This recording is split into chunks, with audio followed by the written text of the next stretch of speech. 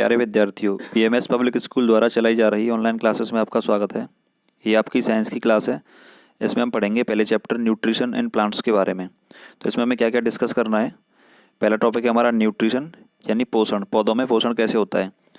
दूसरा टॉपिक हमें पढ़ना है ऑटोट्रोपिक न्यूट्रिशन यानी ऑटोट्रोपिक न्यूट्रिशन क्या होता है, जिसमें पेड़ पौधे अपना भोजन खुद बनाते हैं तथा अगला टॉपिक है हेट्रोट्रोपिक न्यूट्रिशन, जहाँ पे पेड़ पौधे अपना खाना बनाने के लिए दूसरों पर डिपेंड रहते हैं। और लास्ट टॉपिक है हमारा आज का how are nutrients replenished in the soil, यानी जब ज़मीन में पोषक तत्वों की कमी हो जाती है तो उन्हें फिर से कैसे बनाया जाता है। ठीक है, तो चलिए बढ़ते हैं चैप्टर की ओर। देखिए, आप अपने फ़ोन की स्क्रीन पर देख पा रहे होंगे, पहला टॉपिक है हमारा न्यूट्रिशन। Correct, nutrition. तो इसमें क्या होता है, मैं आपको एक एक लाइन एक एक मीनिंग सारी चीज़ें समझाऊंगा। ठीक है, बड़े ध्यान से पढ़ना है आपको, आराम आराम से। देखिए, all living organisms need energy to perform various activities, यानी जो भी लिविंग बींग्स होते हैं, जो भी जीव जंतु होते हैं, ठीक है, जीवित जो होते हैं, उन सबको क्या होता है, अपनी वेरियस एक्टिविटीज़ को परफॉर्म करने के लिए एनर्जी की ज़रूरत पड़ती है, उन्हें एनर्जी चाहिए होती है। They obtain this energy from the food they eat, यानी वो एनर्जी कहाँ से लेते हैं, जो भोजन वो खाते हैं वहाँ से वो इस एनर्जी को प्राप्त करते हैं। Energy is stored in the food materials as chemical energy. तो जो एनर्जी जो वो यूज़ करते हैं, वो एनर्जी कहाँ होती है, वो फूड मटेरियल्स में केमिकल एनर्जी की फॉर्म में पाई जाती है। The energy required to carry out the life process is obtained from food through nutrition and respiration, यानी जो energy to carry out the life process, यानी जीवन की गतिविधियों को चलाने के लिए जिसकी ज़रूरत पड़ती है, वो कहाँ से मिलती है, हमें कहाँ से ऑब्टेन करते हैं उसको, from the food through the nutrition and respiration, यानी रेस्पिरेशन और न्यूट्रिशन प्रोसेस के द्वारा हम भोजन से उसको प्राप्त करते हैं। The process of taking food and its utilisation by the body is called nutrition. तो न्यूट्रिशन की डेफिनेशन क्या है, the process of taking food and its utilisation by the body is called nutrition. ठीक है, यानी एक ऐसी प्रक्रिया है जिसमें क्या होता है, हम भोजन से एनर्जी लेना तथा उसको यूटिलाइज करना उसके अंतर्गत आता है, तो उसको हम न्यूट्रिशन बोलते हैं। ठीक है, चलिए नेक्स्ट आपका मोड्स ऑफ न्यूट्रिशन, या न्यूट्रिशन के क्या क्या प्रकार होते हैं। Green plants can produce their food themselves whereas animal depends upon plants, यानी जो हरे पौधे होते हैं ग्रीन प्लांट्स, वे क्या करते हैं, अपना भोजन स्वयं बना सकते हैं, लेकिन जो जानवर होते हैं animals, they depends upon plants and other animals for their food, यानी वो अपने भोजन के लिए कुछ पौधों पर और दूसरे जंतुओं पर डिपेंड रहते हैं। Correct. There are two types of nutrition, nutrition के दो प्रकार होते हैं एक होता है ऑटोट्रोपिक, दूसरा होता है हेट्रोट्रोपिक। तो पहले बात करते हैं ऑटोट्रोपिक की। ऑटोट्रोपिक न्यूट्रिशन में क्या होता है, the mode of nutrition in which an organism make its food itself from simple inorganic substances is called autotrophic, यानी इसमें क्या होता है, कोई भी ऑर्गेनिज्म जो होता है वो अपना खाना स्वयं बनाता है। ठीक है, by from simple inorganic substances, inorganic substances जो होते हैं उनसे वो सीधे सीधे अपना भोजन बना लेता है। ठीक है, उसे क्या बोलते हैं, उसे हम ऑटोट्रोपिक न्यूट्रिशन बोलते हैं, या फिर उसको होलोफाइटिक न्यूट्रिशन बोल दिया जाता है। ठीक है, या तो वो ऑटोट्रोपिक न्यूट्रिशन होता है या फिर होलोफाइटिक न्यूट्रिशन होता है। The organisms which make their own food from simple substances present in the environment are called autotrophs, यानी जो ऐसे ऑर्गेनिज्म जो क्या करते हैं, अपना भोजन स्वयं बना लेते हैं, किससे, जो एनवायरनमेंट में सब्सटेंसेस प्रेजेंट होते हैं, वो कहलाते हैं ऑटोट्रोप्स। उनको क्या बोलते हैं, स्वपोषी, हिंदी में इनको स्वपोषी बोला जाता है, या सेल्फ फीडर कह देते हैं, या फिर इसको हम प्रोड्यूसर्स बोल देते हैं। ठीक है, जैसे प्लांट्स होते हैं ग्रीन प्लांट्स, वो क्या करते हैं, अपना भोजन स्वयं बनाते हैं, तो उनको हम ऑटोट्रोप्स बोल देते हैं, या फिर उनको प्रोड्यूसर कहा जाता है। करेक्ट। चलिए नेक्स्ट है, देखो, most green plants are autotrophs, यानी जो भी ज़्यादातर हरे पौधे होते हैं वो सब क्या हैं, ऑटोट्रोप्स होते हैं। They utilize the energy trapped from sunlight, यानी वो जो सूरज की लाइट से एनर्जी होती है उसको यूटिलाइज करते हैं to convert simple substances like carbon dioxide and water into food, यानी जो सिंपल सब्सटेंसेस होते हैं जो हमें डायरेक्ट नेचर से मिल जाते हैं, उनमें क्या क्या, कार्बन डाइऑक्साइड एंड वाटर, तो उसको क्या करते हैं, वो सनलाइट की हेल्प से फूड में कन्वर्ट कर लेते हैं। और ये जो प्रोसेस होती है वो फोटोसिंथेसिस कहलाती है। राइट, यानी this process is called photosynthesis. कौन सी, जो पेड़ पौधे जिसमें अपना भोजन बनाते हैं ग्रीन प्लांट्स, उस प्रोसेस को हम बोलते हैं फोटोसिंथेसिस। ठीक है, फोटो मीन्स क्या होता है, लाइट, और सिंथेसिस मीन्स होता है पुटिंग टुगेदर, यानी लाइट को एक साथ रख के अपना भोजन बना लेते हैं वो। करेक्ट। देखिए फोटोसिंथेसिस में और क्या कह रहा है वो, green plants make their own food using carbon dioxide and water in the presence of chlorophyll.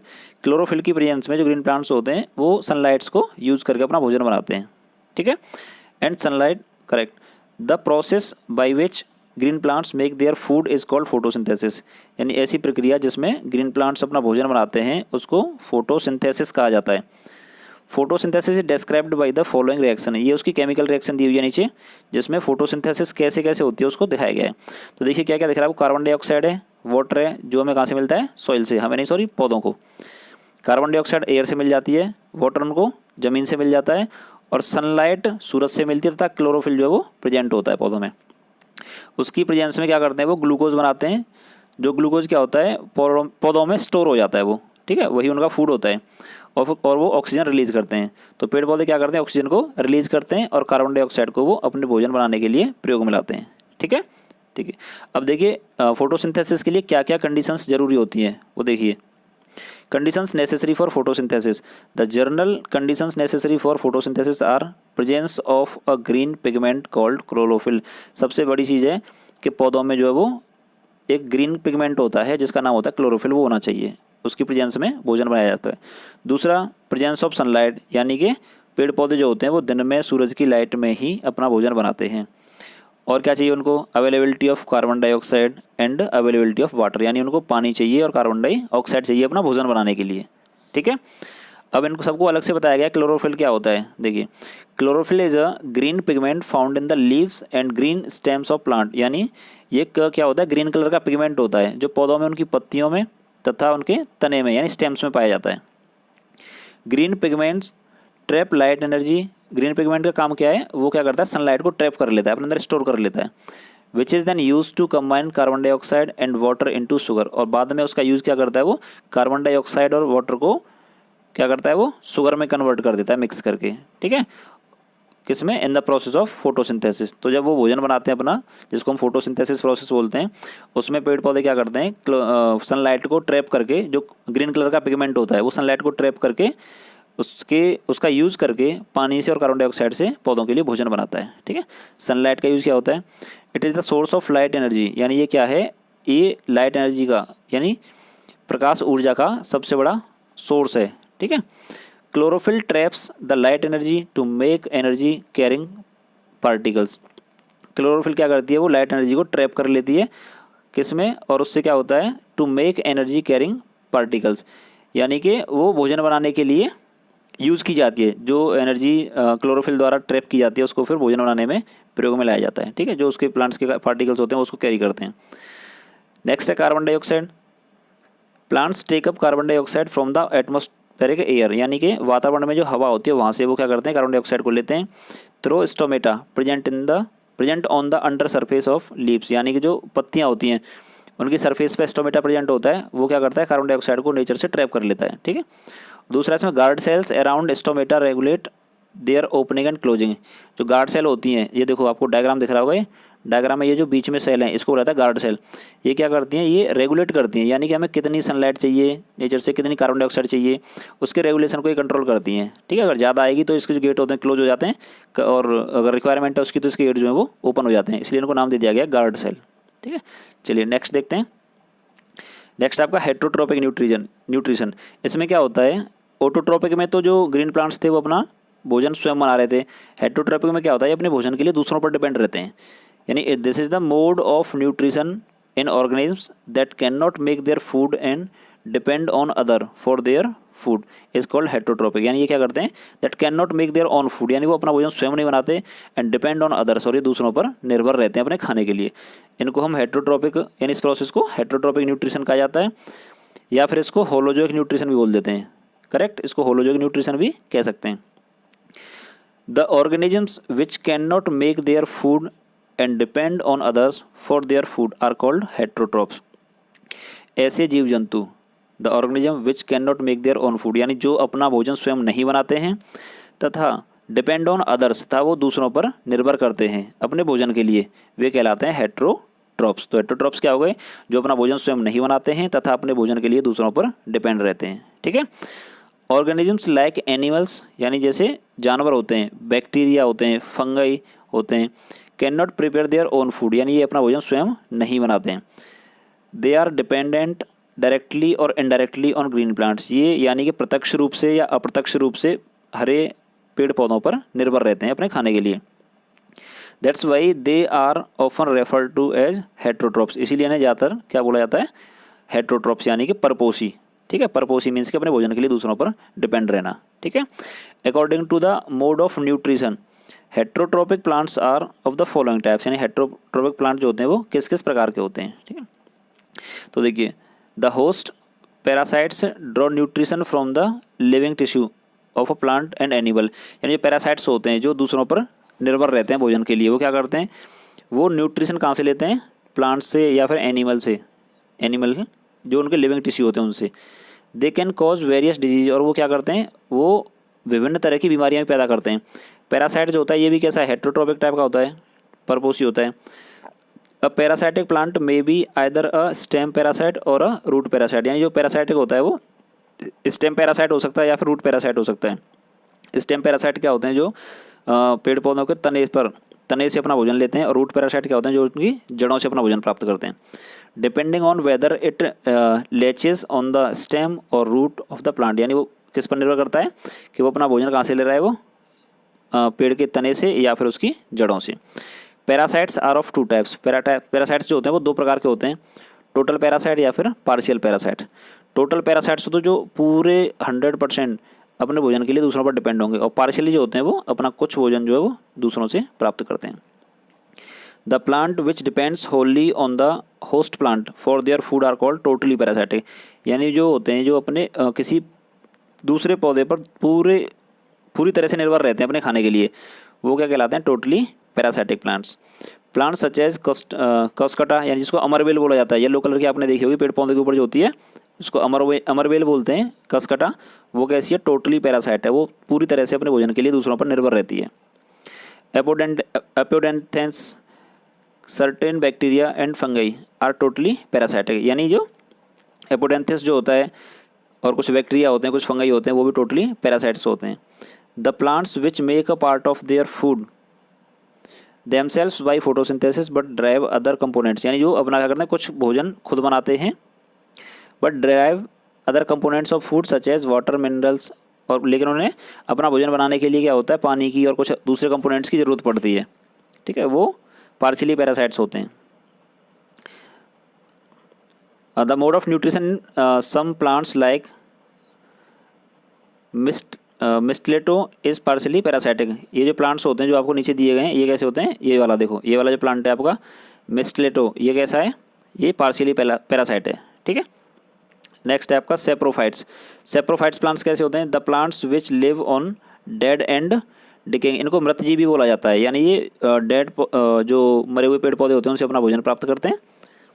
The plants which live on dead and decaying matter, जो अपघटित होता है, यानी कि जो कोई चीज़ है वो सड़ रही है, सड़ी हुई गली हुई चीज़ों से अपना भोजन प्राप्त करते हैं, तो इसलिए इनको मृतजीवी कहा जाता है। And decaying matter and derive their food from it are called saprophytes. Saprophytes releases enzymes to break down complex organic matter, ये क्या करते हैं कि एंजाइम रिलीज करते हैं जिसकी वजह से जो कॉम्प्लेक्स मैटर होता है उसको ये ब्रेक डाउन कर लेते हैं छोटे छोटे पार्टिकल्स में, फिर उसको ये यूज़ कर लेते हैं अपने भोजन की तरह। Examples of saprophytes plants are fungi and bacteria, जो फंगी और बैक्टीरिया होते हैं ये इसके सबसे अच्छे एग्जाम्पल होते हैं। देखिए आगे आपको फ्लो चार्ट दिखाया जा रहा है इधर। Saprophytes obtain nutrition from the following वे, इस तरीके से वो अपना भोजन प्राप्त करते हैं। तो पहला क्या है, the saprophytes grown on the organic matter, यानी किसी जो कोई ऑर्गेनिक मैटर होता है वहाँ पे ये क्या करते हैं, सबसे पहले पैदा होते हैं। The saprophytes secrets digestive juice, ये क्या करते हैं, डाइजेस्टिव जूस को सीक्रेट करते हैं, यानी कि अपने पाचन के लिए।